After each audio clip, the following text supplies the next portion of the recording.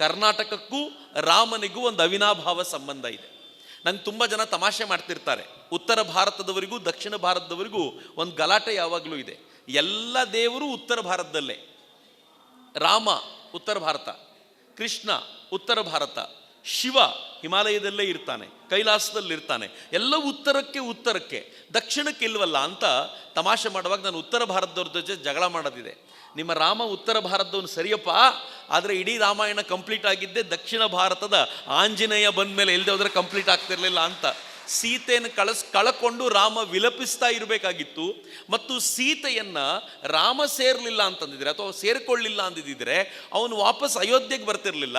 ಅಯೋಧ್ಯೆಗೆ ಬರ್ತಿರ್ಲಿಲ್ಲ ಅಂತಂದರೆ ಅಲ್ಲಿ ಭರತ ಮರುದಿನ ಅಲ್ಲಿ ತನ್ನ ಪ್ರಾಣಾರ್ಪಣೆ ಮಾಡ್ತಿದ್ದ, ಪ್ರಾಣತ್ಯಾಗ ಮಾಡ್ತಿದ್ದ. ಹೀಗಾಗಿ ರಾಮಾಯಣ ಹೀಗೆ ಕಂಪ್ಲೀಟ್ ಆಗ್ತಿರ್ಲಿಲ್ಲ. ಕಂಪ್ಲೀಟ್ ಆಗಲಿಕ್ಕೆ ಕರ್ನಾಟಕವೇ ಬೇಕಾಯಿತು ಅಂತ. ಎಷ್ಟು ಚೆನ್ನಾಗಿದೆ ಅಂತಂದರೆ, ರಾಮ ಮಂದಿರ ಕಂಪ್ಲೀಟ್ ಆಗಲಿಕ್ಕೂ ಕರ್ನಾಟಕವೇ ಬೇಕಾಯಿತು. ಭಾಳ ಜನರಿಗೆ ಗೊತ್ತಿರಲಿಕ್ಕಿಲ್ಲ. ರಾಮಲಲ್ಲಾ ವಿಗ್ರಹ ಬಂತಲ್ಲ, ರಾಮಲಲ್ಲಾ ವಿಗ್ರಹ ಅಲ್ಲಿಗೆ ಬಂದಾಗ ಅಚಾನಕ್ಕಾಗಿ ಎಲ್ಲಿಂದಲೋ ಧುತ್ತೆಂದು ಪ್ರತ್ಯಕ್ಷವಾದ ಆ ರಾಮಲಲ್ಲಾ ವಿಗ್ರಹ ಅವತ್ತು ಎಲ್ಲರೂ ಅದನ್ನು ನೋಡಿದ್ರು, ಪೂಜೆ ಮಾಡಿದ್ರು, ಹೊರಟು ಬಿಟ್ಟಿದ್ರು. ಆದರೆ ನಮ್ಮ ಪೇಜಾವರ ಶ್ರೀಗಳು ಅನೇಕ ಬಾರಿ ಆಂಜನೇಯನ ಅವತಾರವೇ ಇರ್ಬೋದು ಅಂತ ಅನಿಸುತ್ತೆ. ಗೊತ್ತಿಲ್ಲ ಯಾರಿಗೆ ಹೇಗೆ ಏನಾಗ್ಬೋದು, ಎಂಥ ಪ್ರೇರಣೆ ಸಿಕ್ಕಿತ್ತವರಿಗೆ ಅಂತಂದರೆ, ಆವತ್ತಲ್ಲಿ ಹಠ ಹಿಡಿದು ಕೂತ್ಬಿಟ್ರು.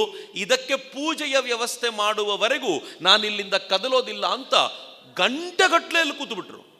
ಕೊನೆಗೆ ಡಿಸ್ಟ್ರಿಕ್ಟ್ ಕಲೆಕ್ಟರ್ ಕೂಡ ಅಲ್ಲಿಯೇ ಧಾವಿಸಿ ಬಂದು, ದಯಮಾಡಿ ಹೊರಡಿ, ಪೂಜೆಗೆ ವ್ಯವಸ್ಥೆ ಮಾಡೋದು ನನ್ನ ಜವಾಬ್ದಾರಿ ಅಂತ ಹೇಳಿ ಯಾರು ಪೂಜೆಗೆ ಅಂತ ತೋರಿಸಿದ್ರೋ ಅವ್ರಿಗೆ ಜವಾಬ್ದಾರಿನ ಕೊಟ್ಟು ಅಲ್ಲಿ ಪೂಜೆಗೆ ವ್ಯವಸ್ಥೆ ಮಾಡಿದಿರಲ್ಲ. ಯಾವ ರಾಮನಿಗೆ ಪೂಜೆಯೇ ನಿಂತೋಗಿತ್ತೋ, ರಾಮಲಲ್ಲಾನ ವಿಗ್ರಹಕ್ಕೆ ಪೂಜೆ ಆಗುವಂಥ ಆ ಒಂದು ಪರಂಪರೆಯನ್ನು ಆರಂಭಿಸಿ ಇಡೀ ಮೂವ್ಮೆಂಟ್ಗೆ ಒಂದು ಶಕ್ತಿಯನ್ನು ತುಂಬಿದ್ಯಾರು ಅಂತಂದರೆ ಕರ್ನಾಟಕದ ಸಾಧುಗಳು. ಇವತ್ತಿಗೂ ಕೂಡ ಕರ್ನಾಟಕಕ್ಕೆ ಅದಕ್ಕೆ ಅವಿನಾಭಾವ ಸಂಬಂಧ ಅಂತ ಈ ಕಾರಣಕ್ಕೆ ಹೇಳ್ತೀನಿ. ನಮ್ಮನ್ನು ಬಿಟ್ಟು ರಾಮ ಮಂದಿರದ ಕಲ್ಪನೆ ಮಾಡಿಕೊಳ್ಳಲಿಕ್ಕೆ ಸಾಧ್ಯ ಇಲ್ಲ ಅಂತ. ಆದರೆ 4 ವರ್ಷಗಳ ಹಿಂದೆ ನಮಗೆ ವರ್ಡಿಕ್ ಬಂದು ಅಲ್ಲಿ ಭೂಮಿ ಪೂಜನ ಆಗುವಾಗ ನಾವು ಕರಸೇವಕರನ್ನ ಕರೆದು ಸನ್ಮಾನ ಮಾಡಿದ್ವಿ. ಈಗ ತುಂಬ ಜನ ಸನ್ಮಾನ ಮಾಡ್ತಿದ್ದಾರೆ. ಕರಸೇವಕರು ಅಕ್ಷತೆ ಹಂಚಬೇಕಾದ್ರೆ ಅವರಿಗೆ ಸನ್ಮಾನ ಆಗುತ್ತೆ. ಎಲ್ಲಾದರೂ ಏನಾದರೂ ಕಾರ್ಯಕ್ರಮ ಆಗುವಾಗ ಕರಸೇವಕರು ಅನ್ನೋದಕ್ಕೆ ವಿಶೇಷವಾದ ಗೌರವ ಕೊಡ್ತಾರೆ. ಹೀಗಾಗಿ ನಾವು ಸ್ವಲ್ಪ ಹಿಂದೆ ಇದ್ವಿ. ಆದರೆ ಯಾವಾಗ ಕರಸೇವಕರನ್ನ ಜೈಲಿಗಟ್ಟಬೇಕು ಅಂತ ಸರ್ಕಾರ ನಿಶ್ಚಯ ಮಾಡ್ತೋ, ಆಗ ಇದಕ್ಕೊಂದು ಸರಿಯಾಗಿರುವಂಥ ಸೂಕ್ತವಾದ ಮತ್ತು ಹಿಂದೂಗಳಿಗೆ ಸೂಟ್ ಆಗುವಂಥ ಪರಮ ಸಾತ್ವಿಕವಾಗಿರುವಂಥ ಪ್ರತಿಭಟನೆ ಒಂದು ಮಾಡಬೇಕು ಅಂತ ನಾವು ನಿಶ್ಚಯ ಮಾಡಿ ಏನು ಅಂದ್ಕೊಂಡಿದ್ವಿ ಅಂತಂದರೆ, ರಾಜ್ಯದ ಮೂಲೆ ಮೂಲೆಯಲ್ಲಿ ಏಕಕಾಲಕ್ಕೆ ಕರಸೇವಕರನ್ನ ವೇದಿಕೆಗೆ ಕರೆಸಿ ಅದು ಯಾರು ಜೈಲಿಗಡ್ತಾರೋ ಅಟ್ಲಿ ಇಡೀ ಹಿಂದೂ ಸಮಾಜ ಕರಸೇವಕರೊಂದಿಗಿದೆ ಅಂತ ತೋರಿಸಬೇಕಾದಂಥ ಅಗತ್ಯ ಇದೆ ಅಂತ. ಇವತ್ತು ನನಗೆ ಅಷ್ಟು ಸಂಖ್ಯೆಯ ಕರಸೇವಕರನ್ನ ಅವರಿಗೆ ಗೌರವ ಸಲ್ಲಿಸಲಿಕ್ಕೆ ಬಂದಿರುವಂಥ ನಿಮ್ಮೆಲ್ಲರನ್ನ ನೋಡಿದಾಗ ಈ ಕಾರಣಕ್ಕೆ ಬಹಳ ಸಂತೋಷ ಅನಿಸುತ್ತೆ. ಯಾವ ಪರಿಯ ದೌರ್ಭಾಗ್ಯ ಕರ್ನಾಟಕದ್ದು ಅಂತ. ಯಾವ ಕರ್ನಾಟಕ ರಾಮನ ಕಾರ್ಯಕ್ಕೆ ಸದಾ ಮುಂದೆ ನಿಂತಿತ್ತೋ ಅದೇ ಕರ್ನಾಟಕ ಇವತ್ತು ಜೈ ಶ್ರೀರಾಮ್ ಘೋಷಣೆ ಕೇಳಿದ್ರೆ ಉರಿದು ಬೀಳುವಂಥ ನಾಯಕರುಗಳನ್ನು ನೋಡ್ತಾ ಇದೆ. ದುರಂತಕಾರಿ ಸಂಗತಿ. ರಾಮ ಕಾರ್ಯಕ್ಕೆ ಭಾಗವಹಿಸಿದವರನ್ನ ಜೈಲಿಗೆ ತಳ್ಳುವಂಥ ಪ್ರಕ್ರಿಯೆಗೆ ಕರ್ನಾಟಕ ಬಂದು ನಿಂತಿದ್ರೆ ನೋವಿನ ಸಂಗತಿ. ಇಷ್ಟಕ್ಕೆ ನಿಲ್ಲದಿಲ್ಲ ಮಿತ್ರರೇ.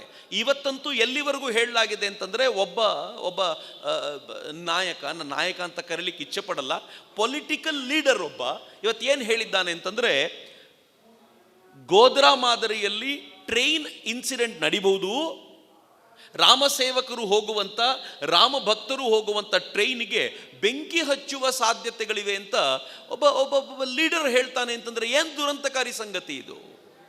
ಎಲ್ಲಿಂದ ಗೊತ್ತಾಗಿದೆ ನಿಮಗೆ ಅಂತ ಕೇಳಿದರೆ, ನನಗೆ ಬೇಕಾಗಿರುವಂಥ ಸೋರ್ಸ್ನಿಂದ ಈ ಮಾಹಿತಿ ಸಿಕ್ಕಿದೆ ಅಂತ. ನನಗೊಂದು ಪತ್ರಿಕೆಯವರು ಕೇಳಿದ್ರು, ಒಂದು TV ಮೀಡಿಯಾದವ್ರು ಕೇಳಿದರು, ನೀವೇನು ಹೇಳಕ್ಕೆ ಬಯಸ್ತೀರಾ ಅಂತ. ತಕ್ಷಣ ಇಂಟೆಲಿಜೆನ್ಸ್ ಅವ್ರು ಎತ್ತಕೊಂಡು ಹೋಗಿ 4 ಬಡೀರಿ ಅವನಿಗೆ, ನಿನ್ನ ಸೋರ್ಸ್ ಏನು ಅಂತ ಕೇಳಿ. ಯಾಕೆಂದರೆ ಇದು ದೇಶದ ಜನರ ರಕ್ಷಣೆಯ ಪ್ರಶ್ನೆ ಅಲ್ಲ, ಇದು ಇಂಟರ್ನಲ್ ಸೆಕ್ಯೂರಿಟಿಯ ಪ್ರಶ್ನೆ. ನಾವು ಯಾರೂ ಈ ಕುರಿತಂತೆ ನೀವು ಎಳ್ಕೊಂಡು ಹೋದರೆ ಪ್ರಶ್ನೆನೂ ಮಾಡಲ್ಲ, ಕರ್ಕೊಂಡೋಗಿ 4 ಬಡ್ದು ನಿಮ್ಮ ಸೋರ್ಸ್ ಏನು ಅಂತ ಕೇಳಿ ಅಂತ. ಅವ್ರಿಗೆ ಬಡಿಬೇಕಾಗಿದೆ, ಬೇರೆ ದಾರಿ ಇಲ್ಲ. ಇಂಟೆಲಿಜೆನ್ಸ್ ಅವ್ರು ಬಡಿದು ಬಾಯಿ ಬಿಡಿಸ್ಬೇಕಾಗಿದೆ. ನನಗನ್ಸುತ್ತೆ ಅವ್ರ ಜೊತೆಗಾರ ಕೆಲವು ನಾಯಕರನ್ನೂ ಕರ್ಕೊಂಡೋಗಿ ಇಂಟೆಲಿಜೆನ್ಸ್ ಅವ್ರು ಸರಿಯಾಗಿ ಟ್ರೀಟ್ ಮಾಡಿ ಅವರಿಂದ ಇದನ್ನು ಪಡ್ಕೊಳ್ಬೇಕಾದಂಥ ಅನಿವಾರ್ಯತೆ ಇದೆ ಅಂತ ನನಗೆ ಅನೇಕ ಬಾರಿ ಅನಿಸುತ್ತೆ. ಇದು ಒಂದು ಹೇಳಬೇಕಾಗಿರುವಂಥ ಸಂಗತಿ. ಇನ್ನು ಎರಡನೇದು, ಈ ನಾಡಿನ ಪರಿಸ್ಥಿತಿ ಹಿಂಗಾಗಿರೋದಕ್ಕೆ ಒಂದು ದುಃಖ ಇದೆಯಲ್ಲ, ಈ ದುಃಖವನ್ನು ಮೀರಿ ಇವತ್ತು ಕರ್ನಾಟಕವನ್ನು ಕಟ್ಟಬೇಕಾದಂಥ ಅಗತ್ಯವು ನಮ್ಮಂದಿದೆ.